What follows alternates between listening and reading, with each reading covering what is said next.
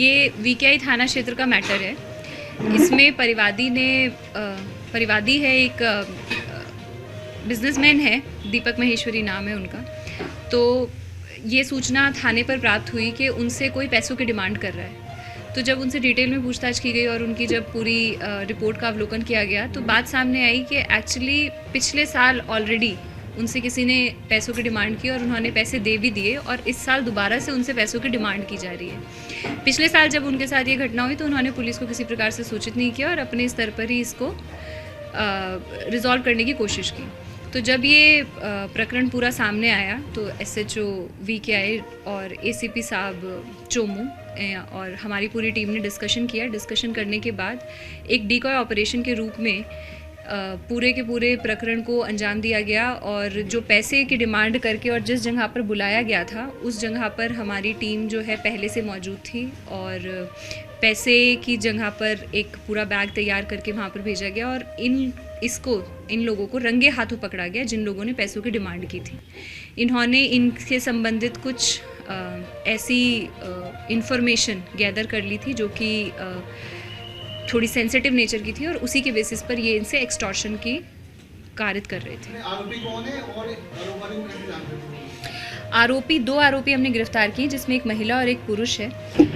महिला का नाम प्रियंका है और पुरुष का नाम राहुल है। ये जो पुरुष राहुल है, इसकी सिस्टर जो है ये व्यापारी के वहाँ पर ही कार्य करती थी, और जो ये महिला है ये खुद वहाँ पर काम करती थी। इसके थ्रू इस महिला और इस पुरुष की दोस्ती हुई, और ये महिला वहाँ पर लंबे समय से काम करती थी, तो इसको उस प्रकार की जानकारियाँ, जिस प्रकार की जानकारियों के आधार पर किसी को ब्लैकमेल किया जा सकता है, उस तरीके की जानकारी होगी, उसने राहुल के साथ शेयर की। इन्होंने इन दोनों ने एक पूरी सोची समझी साजिश के तहत फिर इस घटनाक्रम को अंजाम दिया। क्या ऐसी चीज थी? बस चालक की भी कोई भूमिका आई इसमें? कोई बस चालक था, कुछ ऐसा?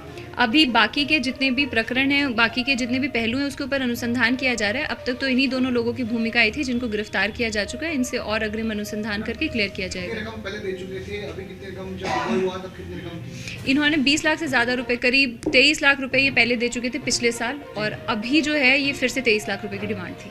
कैसे हुआ इनका, मतलब पैसा कैसे दिया?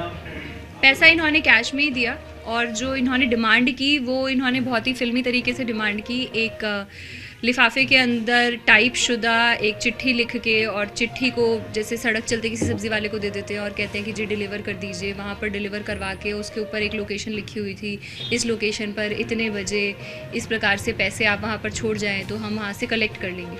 इस तरीके से ये इनका एमओ था। पता करने की कोशिश नहीं की कारोबारी ने कि कौन हो सकते हैं या एकदम जाके दिया है?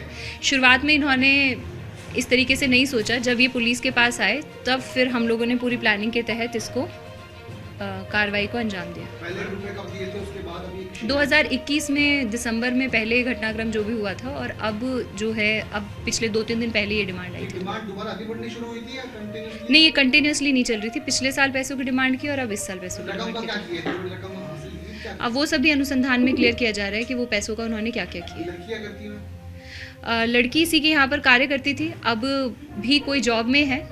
बाकी की डिटेल्स आपको मिल जाए।